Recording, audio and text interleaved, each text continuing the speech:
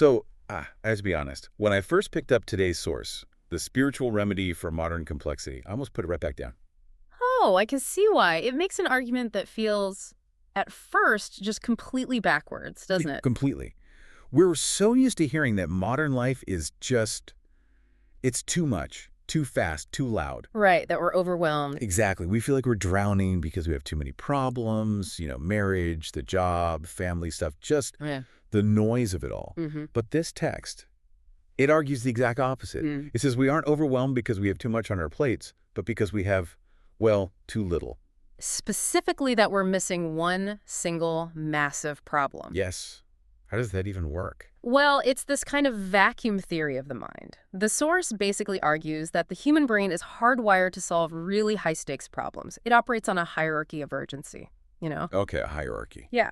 So if you don't have a legitimate level 1 emergency like a tiger chasing you or something, your brain doesn't just relax. It goes looking for trouble. It needs something to chew on. Precisely. It needs something to chew on.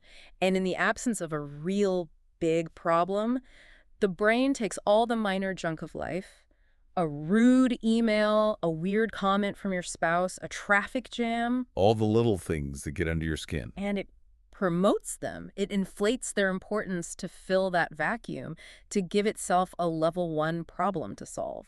Wow. So my obsession with that awkward thing I said in a meeting 3 days ago, that isn't because the meeting actually mattered that much. Not at all. I mean, think about it. If your house was on fire, you wouldn't care about the meeting, right? Not for a second. Okay. The source calls this missing element the pending task. It argues we're all walking around with this huge unassigned project sitting in our inbox, and because we're ignoring it, we're micromanaging the trivia instead. And this is where it gets spiritual, because it identifies this pending task not as, save the world or make $1 billion, but as Self-discovery, or in the original text, swayam ki the kois. search for oneself.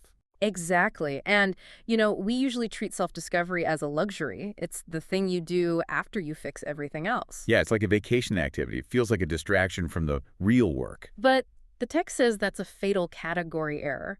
It argues that the search for oneself is the only task that's actually big enough to properly occupy that level 1 slot in your brain. So once you take that on, Yeah. it acts like a massive center of gravity. That's the idea. It becomes the sun in your solar system. But wait, does that mean the other problems just disappear? The job stress is still there. The jaw stress still exists, yeah, but it's no longer the biggest object in orbit. It gets right-sized. Ah, I see. When you're genuinely engaged in the deep, complex work of understanding your own consciousness, office politics suddenly look like what they are. Small. That's so interesting because when we talk about spiritual remedies, you usually think of like peace and silence, retreating. Mm-hmm. But this sounds more active. It's about engagement. It's about substitution. You aren't trying to force your mind to be empty. You're just giving it a much, much better job. You're trading the anxiety of the mundane for the, let's say, struggle of the existential. And when you do that, the complexity of modern life just unravels. It does, because you're no longer feeding all those little fires with your entire emotional bandwidth. You stop trying to micromanage the universe. Because you're too busy managing the internal quest. And the external knots, the friction in relationships, the career doubts, they tend to loosen up on their own, simply because you aren't pulling on them so desperately anymore. It changes the definition of burnout completely. We aren't tired because we're working too hard. We're tired because our work is too small for our spirits. That is the perfect takeaway. We're trying to solve a 1,000-piece puzzle of daily chores when we are actually hired to paint a mural. That's a lot to process. It suggests the way out of the maze isn't to run faster, but to realize we might be in the wrong maze altogether. And to finally open up that pending task we've all been ignoring. So here's the question we want to leave you with, and it is a bit of a challenge.